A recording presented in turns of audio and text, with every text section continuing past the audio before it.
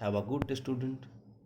Today's topic is why three-phase induction motor is self-starting. Before this, we have to know what is three-phase induction motor. The three-phase induction motor are the most widely used electric motor in industry. They run at essentially constant speed from no load to full load. Like any electric motor, a three-phase induction motor has a stator and a rotor. The stator carries a three-phase winding called stator winding, while the rotor carries a short-circuited winding called rotor winding. Only the stator winding is fed from three-phase supply.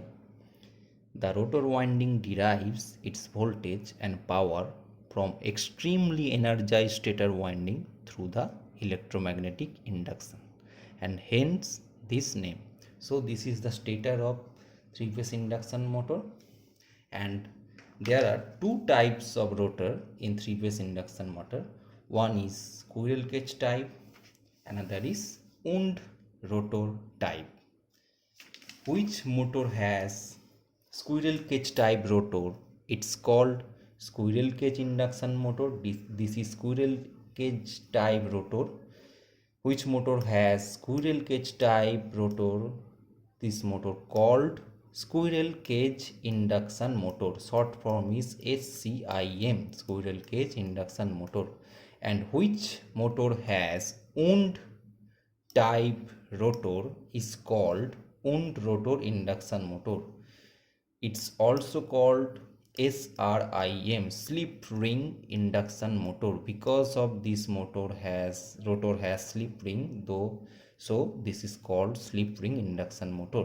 So this is a picture diagram of slip ring induction motor or wound rotor induction motor, and this is a squirrel cage induction motor rotor.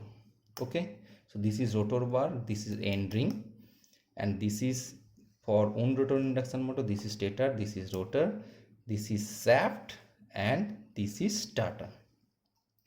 Now the question arises, why the three-phase induction motor is self-starting? In many job interviews, interviewer are asked this question. I also faced this question in my many job interviews. Many of us don't have the actual idea about this. Okay, now come to the actual topic. When three-phase stator winding is energized from three-phase supply, a rotating magnetic field is set up which rotates round the stator at synchronous speed. So when a three-phase stator winding is energized from three-phase supply, this is stator. This is the diagram where I mention the stator and rotor and the air gap. This is the rotation of stator field, this direction.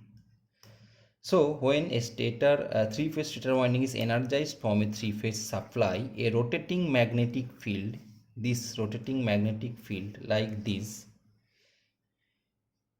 is set up which rotates round the stator at synchronous speed. Synchronous speed is ns equals to 120 f by v. This is a constant speed because here stator frequency is constant and pole is also constant, and 120 is also a constant number.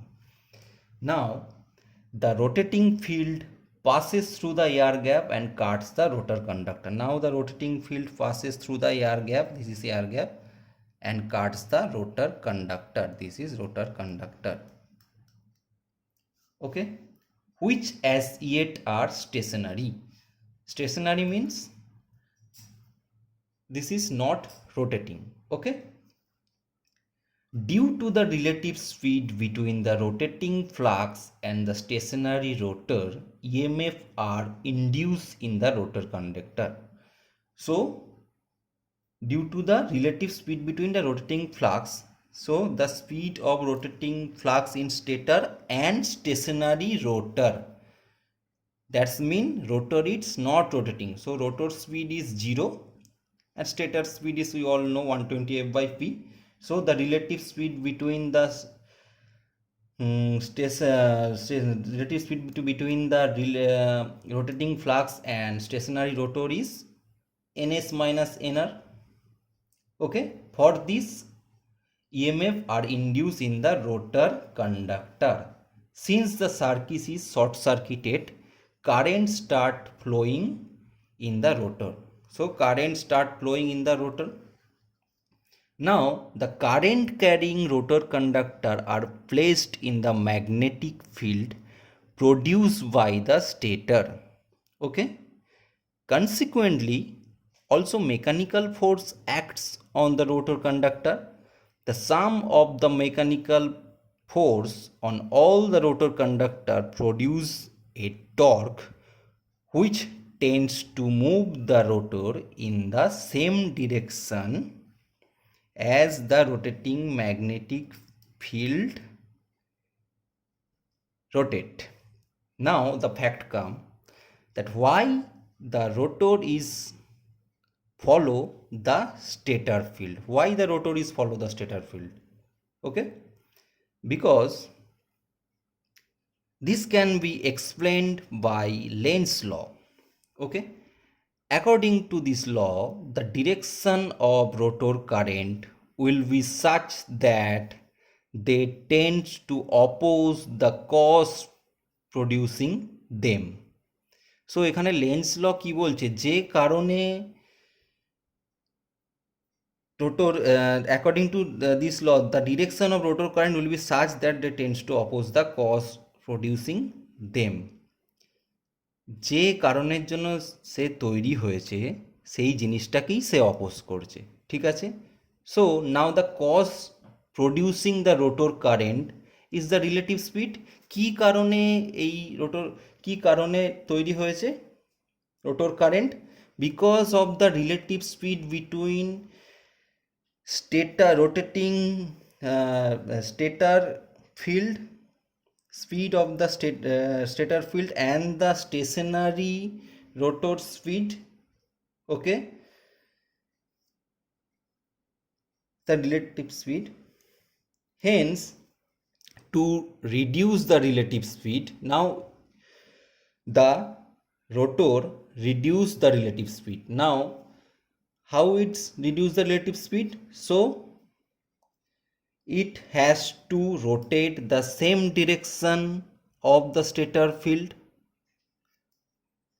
Okay, for this cause, for this relative speed, the rotor is moved towards the stator field.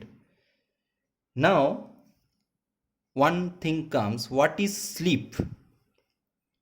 This slip is the difference between the synchronous speed ns of the rotating stator field and the actual rotor speed nr. Okay, so slip is ns minus nr. If we expressed as a percentage of synchronous speed, then percentage slip is ns minus nr by ns. So the main thing why the rotor moves in the direction of stator field, because of the relative speed between the rotating magnetic field of stator and the stationary rotor speed. So the rotor have to defend the stationary rotor speed, so rotor moves in the same direction of stator field and tries to catch it. Okay, so this is my topic. Please do comment in my comment box, and is there any query, please contact with me. Thank you.